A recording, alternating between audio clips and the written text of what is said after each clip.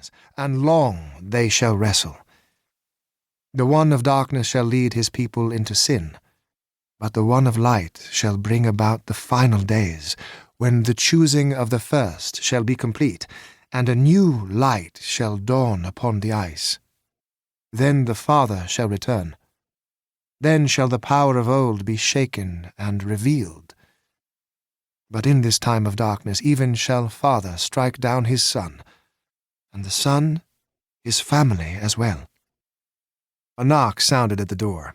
He pushed the book aside and looked up, the only sign of his pain, the nervous movement of his fingers at the edge of his robe. "Come in, Michael."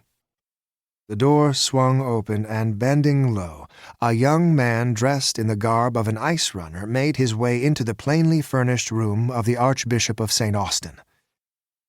"I see that Niall has prepared you," Riften said evenly. "Yes, Your Excellency."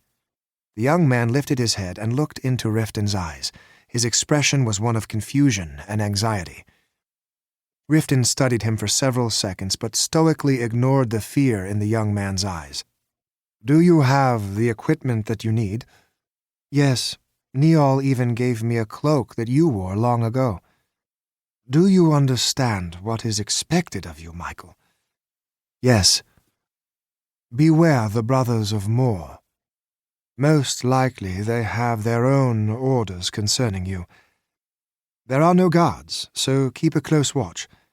Remember that you are really nothing more than a hostage of the Moorians now, so take care, and you should be here safely in the spring." "Couldn't you just say no to Zimri and let me remain? I have no desire for the ice. I would much rather stay in the monastery with you." "Michael, you are Ormson. Take the responsibility of it." Michael sensed the rebuke in his tone. "It was a good maneuver on Zimri's part to ask for you personally in front of all the other archbishops. To refuse, Michael, would have shown favoritism and brought a loss of face to our family. Besides, you're on the Admiral's ship, and Halvin is a close friend. He'll help you when he can. To be a ship's chart reader and keeper of the log is something a man your age should find exciting. Why, Michael, you'll see the Southward Isles and 1,000 other sights as well." Michael stood quietly. "Michael, you must go. The others are waiting. Now take my blessing." Michael knelt silently, and Riften made the sign of the arch over him. "May all the saints watch over thee upon the ice and return you safely to our brotherhood. Amen."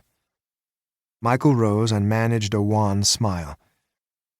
"Goodbye, Uncle," he said softly through his tears.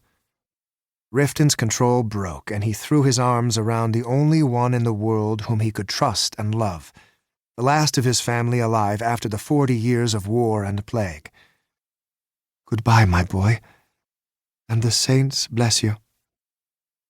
Michael turned and left the room, and each man hid his tears from the other.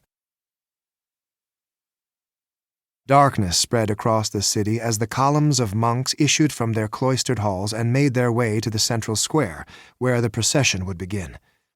The alleyways were barely wide enough for 2 men to pass abreast, and they were thick with the fetid stench of thousands who lived in tiny one-room hovels during the winter's freezing night. Half the rooms were carved into the limestone hill that squatted beneath Cornath, while the rest were of quarried stone or occasionally of precious wood. The alleyways seemed dark tunnels, as the 2nd and 3rd floors of the surrounding buildings rose over and leaned against their neighbors across the way. The monks waded through dirty snow, refuse, and offal tossed from the windows above. When spring thaw arrived in late May, only the poorest stayed in Cornath, for the streets became stagnant rivers of filth. Riften rode at the head of his 500 monks as they approached the great square, which faced out over the harbor.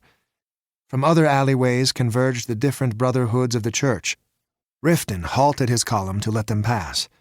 Some grumbling arose from the rear, but this was quickly stilled as his shadowy figure turned to look down upon them. First came the good friars of Braith de Borth, the brothers of poverty, their long, rough robes scant protection in the night's cold. Each carried the traditional